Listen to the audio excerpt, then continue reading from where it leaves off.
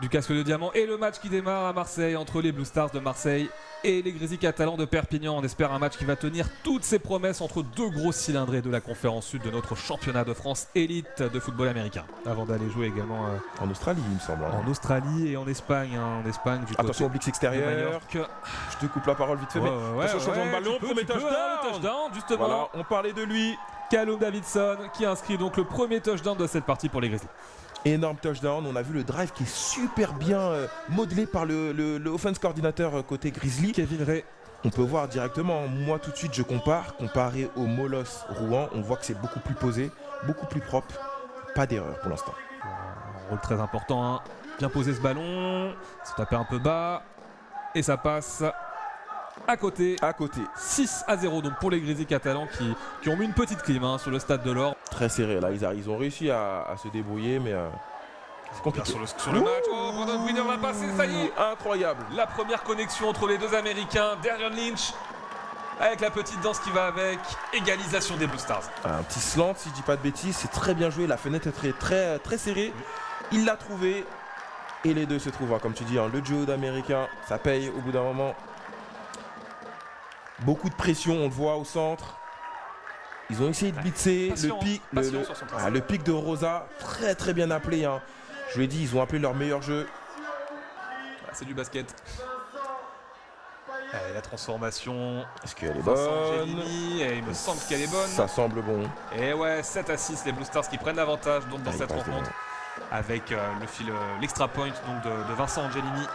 Allez, troisième et 15, pardon. On est bien en première. Oui, première et 15. Repartir au sol, ça serait bien. Non, c'est une passe. Ils ont décidé de lancer le ballon. Attention à Yves Coco. Attention, il est dangereux. C'est lancé pour Lynch tout seul. Et puisqu'il va aller au bout. Tout seul et il va aller au bout. Clairement, on va pas le rattraper, Lynch. Et voilà. Magnifique pour lancer cette deuxième mi-temps. Le deuxième touchdown des Blue Stars. 13-6. Transformation à suivre. Un petit greedy. Petit greedy de la part de Lynch, l'américain. Le duo américain, c'est 2 passes, 2 touchdowns. Et on va le voir. Il est tout en haut. C'est un peu le même style de play que tout à l'heure, le rub. On attire les joueurs avec Pedro Rosa et Lynch qui se retrouve tout seul. Mauvaise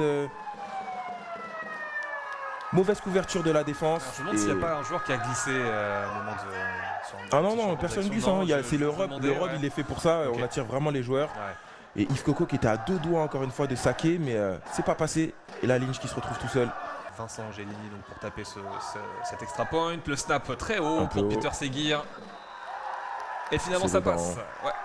Plus de peur que de mal, 14-6 pour les Blue Stars. Donc 8 points d'avance, un touchdown transformé à 2 points d'avance face à leurs rivaux perpignanais. On vous rappelle, Perpignan qui est toujours à la recherche de sa première victoire face à Marseille. Et isolé, tout seul. Oh la passe, la feinte, la perche, c'est magnifique. C'est bien joué, touchdown. C'est super bien joué. Émeric Guillemot. Oh là là, il vient mettre la célébration. Attention à la célébration. C'est terrible d'en arriver là. C'est comme ça, il faut jouer. Célébration avec ses coéquipiers. Voilà. Mais c'est vraiment bien joué, l'option là. Tout le monde a croqué sur la course et Guillemot qui la passe m'avait l'air aussi un peu juste. Un peu brinque-ballante. Mais on va revoir ça de toute façon. Ou pas. Ouais, c'est les 2 points. Et là, attention, parce que c'est bien beau de marquer, mais maintenant il faut marquer la transformation pour égaliser. Sinon, ils auront fait tout ça pour rien, les Catalans. C'est maintenant qu'ils doivent sortir leur meilleur jeu. L'extra point à suivre. Il faut que le caméraman, voilà, le plan large pour nous. Attention, on pique, il est tout seul. Elle est belle, c'est catché. Égalisation des Grizzlies. Incroyable. Ça va finir en match nul. Les Grizzlies qui tirent des balles dans le pied, c'est terrible. Hein. Qui vraiment s'enlève toutes les chances d'essayer d'avoir une chance de gagner cette rencontre. Allez, la passe longue à suivre.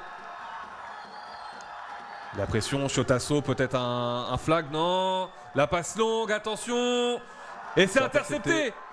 Intercepté par Maxime de Shriver. Et ça va faire match nul. Match nul, hein, très probablement. Voilà, la dernière action de cette rencontre. On va attendre l'annonce de Monsieur Gilles Vigne.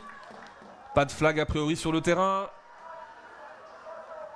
Le big play de la défense, hein, du capitaine de la défense de cette équipe, joueur équipe de France. Il est passé par l'équipe de France, Max de Shriver, qui vient signer sa première interception de la saison. Eh ben dis donc.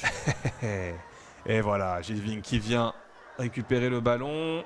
Non, non, non, peut-être encore une action. On a un holding, hein. Décliné. C'est bien ce qui me semblait, c'est décliné. Saisie, attaque, numéro 78, il y a de pénalité, la pénalité est déclinée, le match est terminé. Fin du match.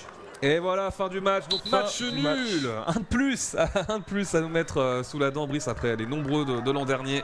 Score de parité donc 14-14 entre les Blue Stars de Marseille et les Grésy catalans. Les Grésy qui n'ont toujours pas réussi à battre donc les Blue Stars dans leur histoire et qui obtiennent une nouvelle fois un match nul sur la pelouse du Stade de l'Or comme l'an dernier, Brice.